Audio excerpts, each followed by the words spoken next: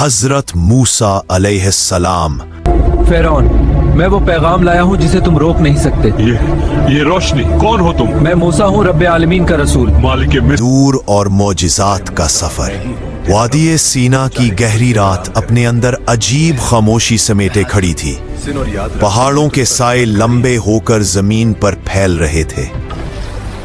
अचानक एक ऐसा मंजर उभरा जिसे देखकर इंसान की रूह तक लरस जाए। मूसा अलैहिस्सलाम उस तारीकी में तन्हा खड़े थे, मगर उनके अर्द गिर्द एक रोशन हाला था जो रात की स्याही को चीरता हुआ आसमान तक उठता जा रहा था।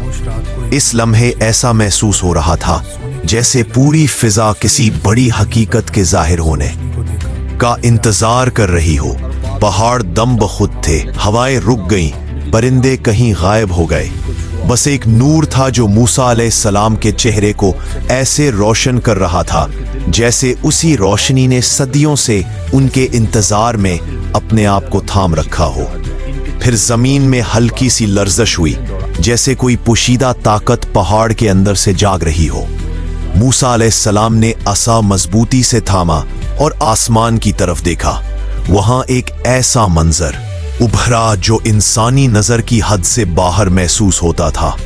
आसमान जैसे फट गया हो, रोशनी के बेशुमार धारे नीचे उतर रहे थे।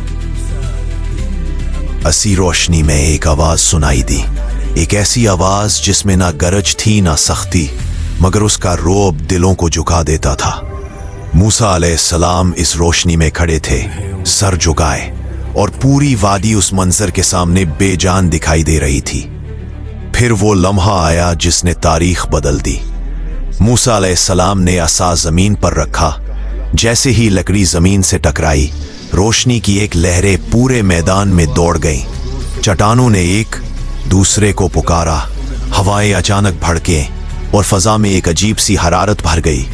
दूर से बनी इसराइल के लोगों ने यह मंजर देखा तो खौफ और हैरत उनके चेहरों पर नक्श हो गया।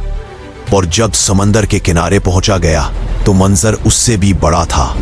पीछे फिरौन का लश्कर धूल उड़ाता आगे बढ़ रहा था।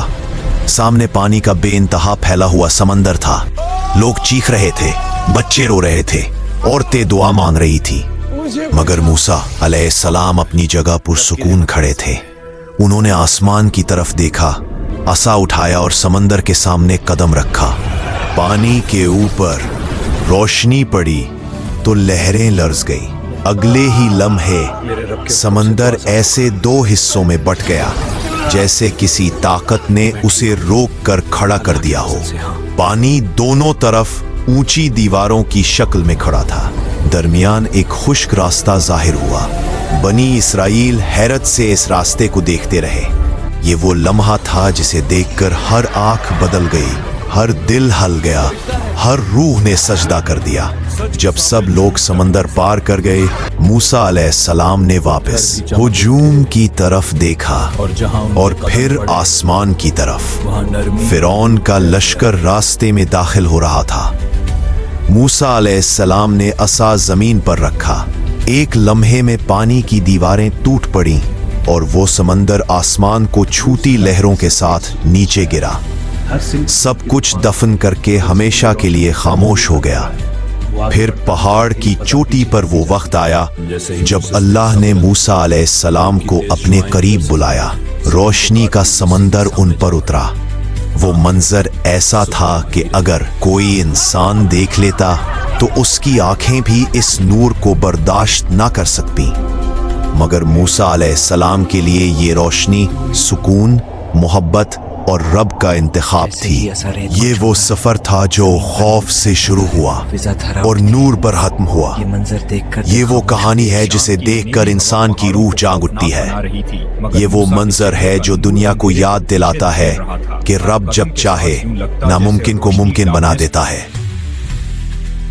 इस मंदिर की सांस रुक गई। चांदनी में रोशनी की लकीर पड़ी और पानी पीछे हट गया। दोनों तरफ मौजे दीवारों की मानंद जम गई।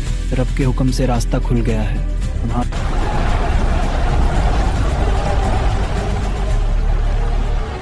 मूसा, हमें निजात मिलेगी।